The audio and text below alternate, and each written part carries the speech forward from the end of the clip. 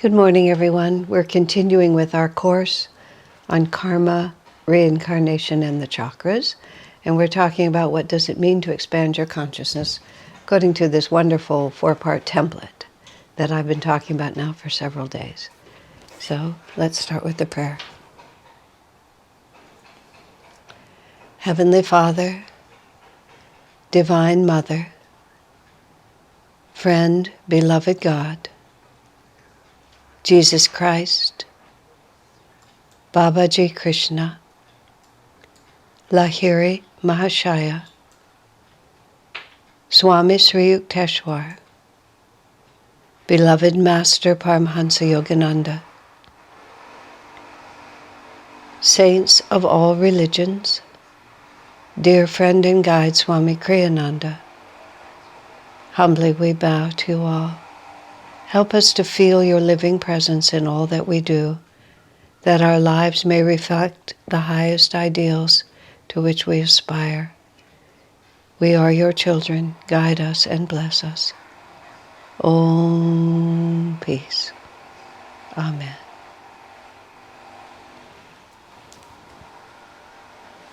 There is a certain noise outside. We might see if we can calm it down before we go on.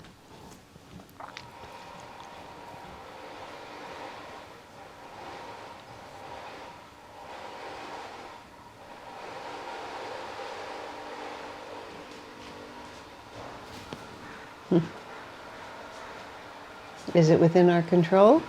Forgive me for a moment here. That'll do. Okay.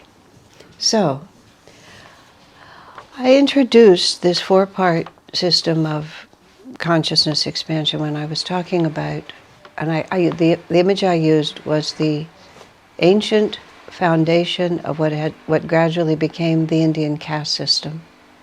And now I'm just describing it from English words entirely by a method that I myself developed as a clearer way to say it. So what we're talking about is we're talking about the characteristics of each of these stages: morally asleep, self-centered, truth-seeking, and truth-sharing. And the reason we want to understand the characteristics of each is that in the course of the many aspects of our individual lives, we oscillate among these different characteristics, even though we may have a fundamental way that defines us more than the others do.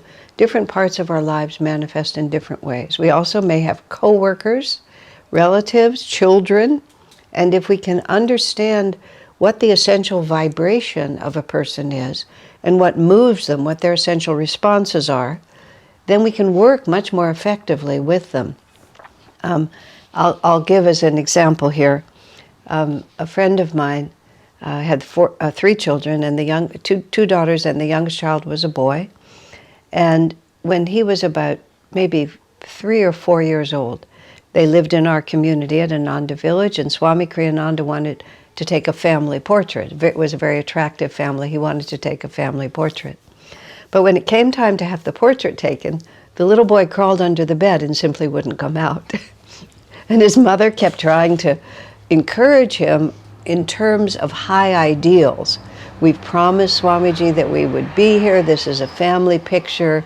It's going to be used, to help invite other boys and girls to come to our school. Just all these different things. Absolutely, he wouldn't come out from under the bed, because if you're a truth seeker, you are motivated by ideals. So Swami just got down on the floor, looked under the bed, and said, "Daniel, if you come out from under the bed and let me take your picture, I have a chocolate bar from Switzerland that I'll give you." And Daniel just scooted right out of the bed, posed perfectly for the pictures, because he was self-centered. After all, he was 4 years old. Most 4-year-olds are. But even more than that, he had calculated his life out, and he would do it if there was something in it for him. And when you appeal to a self-centered person, on principle, they don't even hear it. But if you appeal to them on self-interest, often they will just rise to the occasion and give everything they had. Daniel was a professional model for the pictures when it came. And it was more interesting than that, because at that stage of his life, and he outgrew it, most children at that stage of their life are somewhat self-centered, but not all of them. Many of them will really respond. Just depends on who you are. And so it also, his mother knew that he was motivated if there was something in it for him, but she was reluctant to cooperate with that aspect of his nature. But Swamiji gave her permission to do that, essentially. And for many years thereafter, if you wanted Daniel to do the right thing, you paid him to do it, because he liked money. But as soon as you paid him, he gave 100%. It wasn't like he was low energy or even not even a good kid, but his way of thinking was, if there's something in it for me, I'll do it. But you see what happened also, which is at first he was motivated out of self-interest, but gradually, and this is over the course of childhood and fairly fast, because he really is a noble soul, he began to realize that he enjoyed being active. He even enjoyed helping people. He even enjoyed doing things for others when there was nothing in it for him. But we had to help him get that experience. And then once he had the experience taught him. But if we just expected him, when his experience told me, why should I do it unless there's something in it for me, and just tried to get him to be selfless, we had to fill in that gap. So it's very helpful, not just for ourselves, but also in working with others. And the other part of this is, this course is on karma and reincarnation. What does it mean to work out karma? Why do we incarnate? What is the purpose of all of these reincarnations? Where are we going? Is there an end point to all of this? Well, this is what I'm talking about. And the end point that we're trying to get to, which is self-realization, is because self-realization is the end of suffering and the acquisition, the experience of total joy.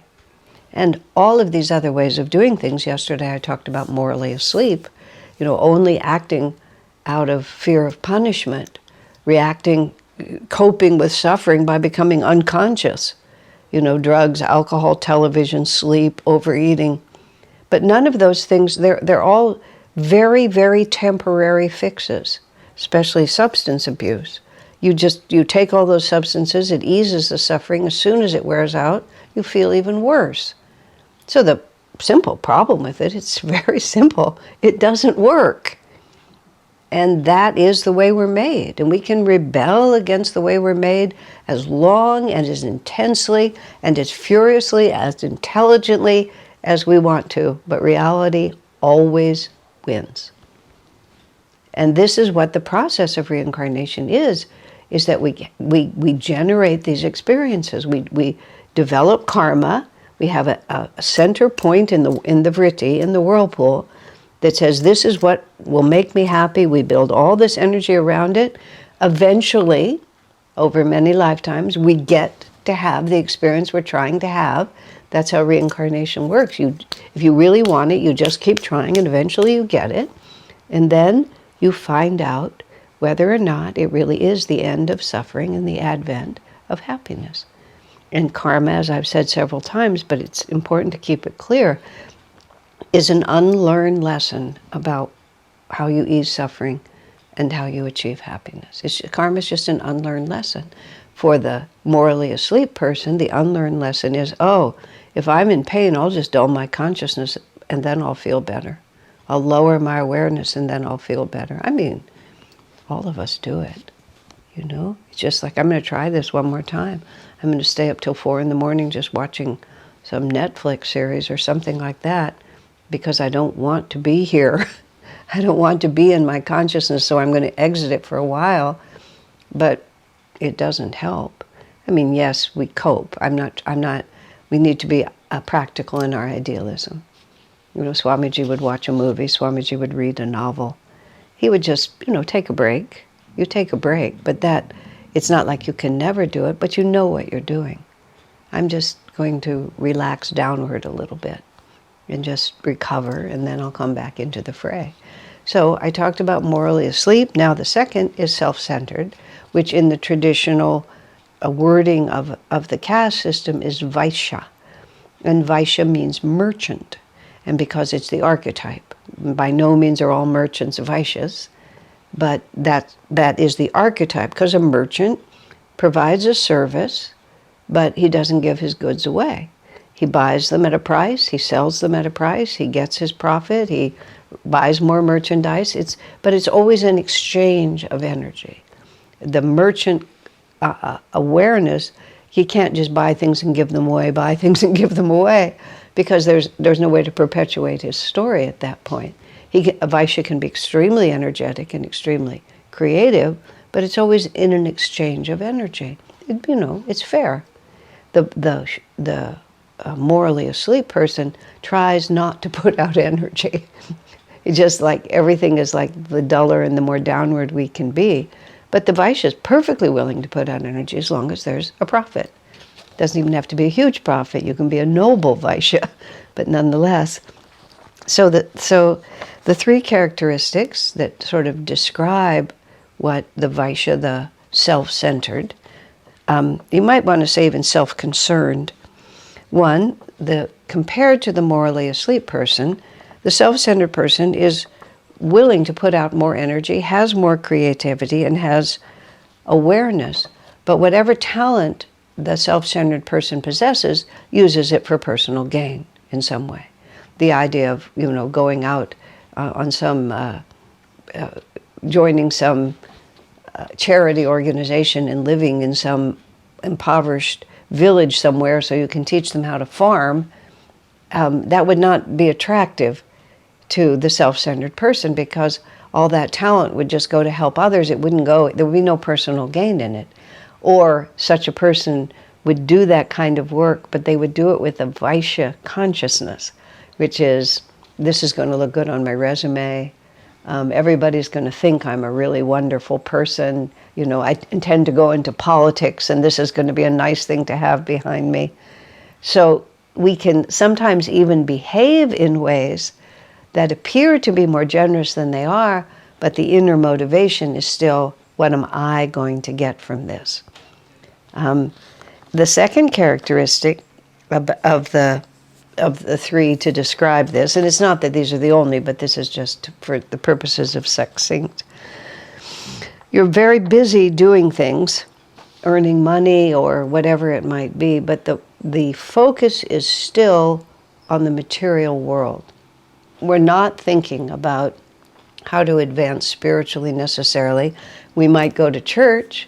We might know that going to church sort of improves my image and improves my chances of getting into heaven.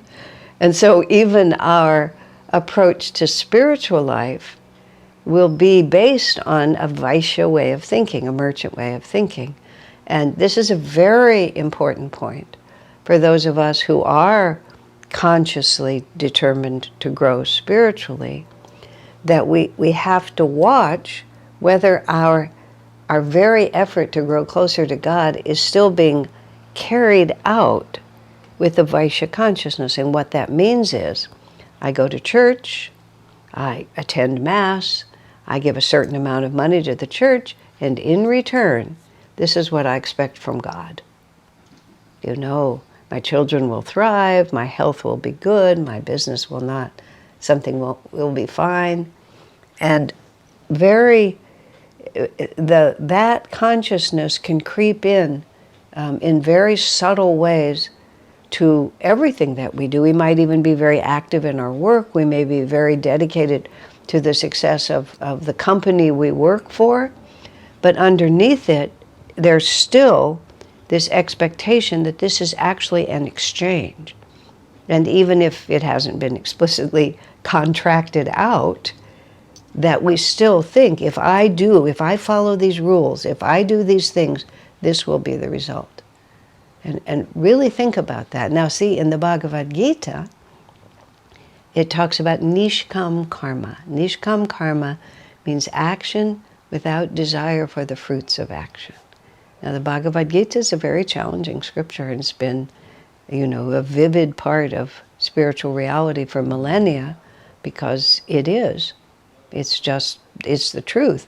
But it says right there, action without desire for the fruits of the action. And you say, well, that sounds good. But deep in our hearts, it's not even that we're consciously selfish. It's just that somehow or another that is our deep expectation. And this is the question, And the serious question that people ask constantly, why do bad things happen to good people? If I went to church, if I went to Mass, if I gave money, if I, helped the homeless, why did my son get sick? Why can't I find the spouse that I want? Why was my spouse unfaithful to me? Why did my house catch fire? And oftentimes what happens at that point is people lose faith. Or they suddenly realize that their faith was just an exchange. And is that sufficient? And you see, this is how we gradually turn to truth seeker. But many people who are Vaishya reject the idea of spirituality altogether because, what kind of a God would cause people to suffer the way he does? And so then when you become a truth seeker, you start saying, what kind of a God would cause people to suffer the way he does? Instead of declaring it as a reason to reject, you become more deeply introspective as to why that would be the circumstances of life. But if you're a Vaishya, the question doesn't even arise. It's just the material world. This is the world that I see. I had a very good friend, an older friend at the time. He was probably younger than I am now, but at the time he was my older friend. I was his young friend, which is a phrase I now understand. And we got along on many levels, and we had many values in common, but we always came down to the final thing, which is he thought the material world was the real world, and that it was up to us to adjust to it. Everything depended on what was going on outside of us, and I deeply felt that you change your consciousness, everything is a manifestation of consciousness.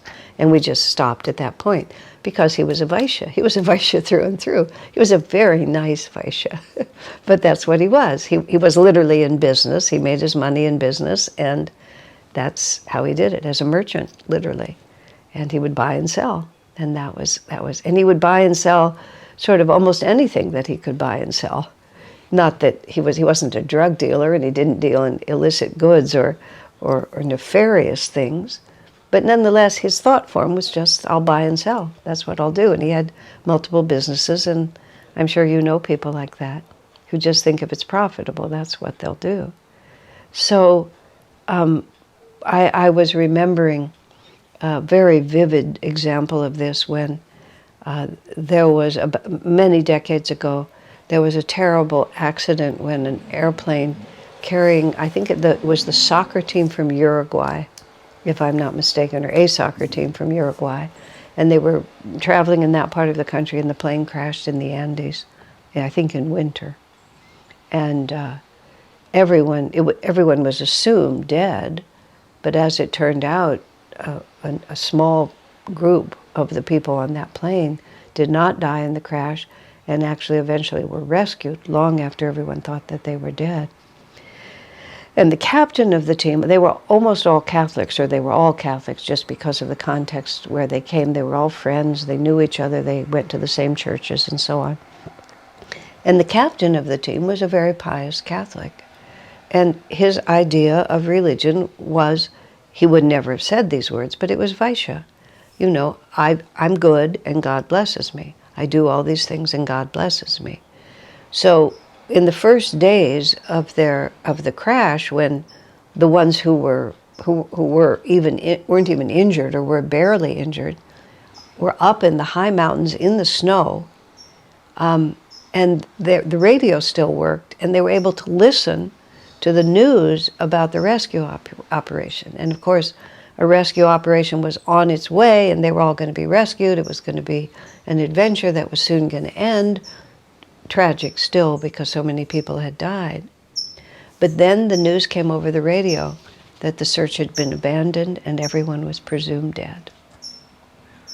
And the captain of the team, who had been very charismatic and very strong up until that point, he was so taken aback that he felt abandoned by God. And he felt also that he had done everything right, and now God was not keeping his side of the bargain. And from being perfectly healthy and vital, within 2 days he died. he couldn't comprehend a world in which such a thing would happen. Now, it's an easy argument to make. And when you are self-centered, self-concerned in this way, when myself and my reality is the first understanding, and you see what that is the ego says, this is what's good, this is what's bad.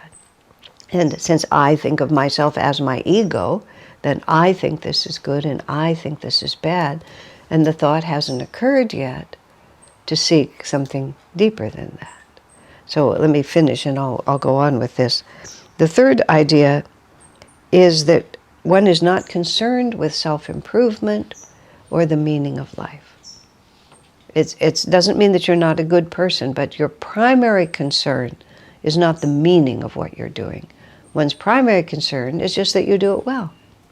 You know, I'm going to open this business, I'm going to get this money, I'm going to marry, I'm going to have this family, I'm going to have this nice home.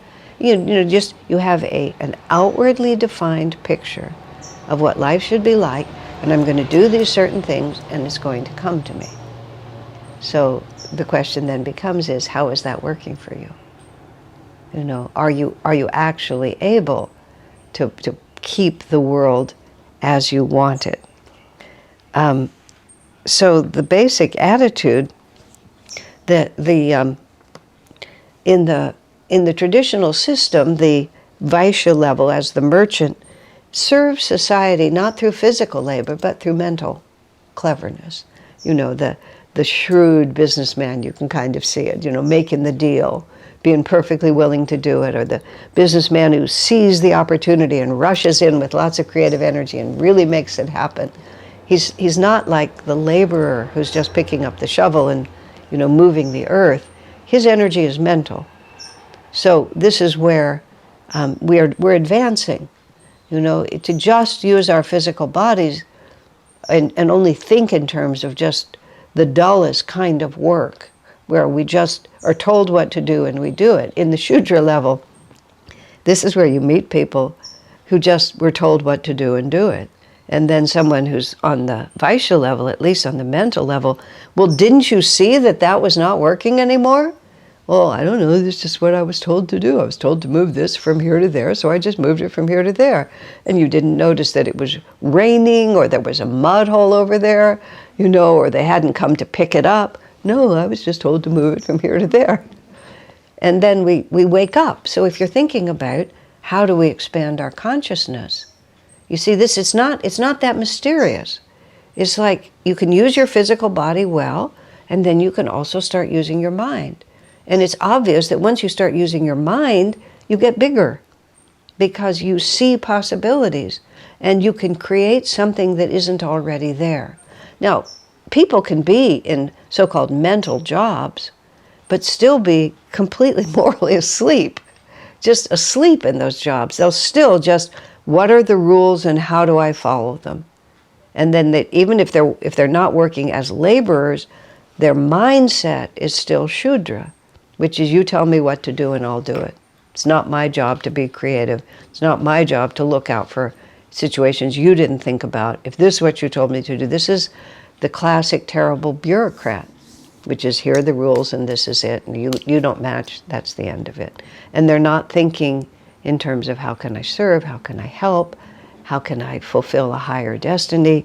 And this is where in the caste system, I mean in the second level, the Vaishya level, it's just, I'm not really concerned about how to be a better, more dynamic, more self-fulfilled person.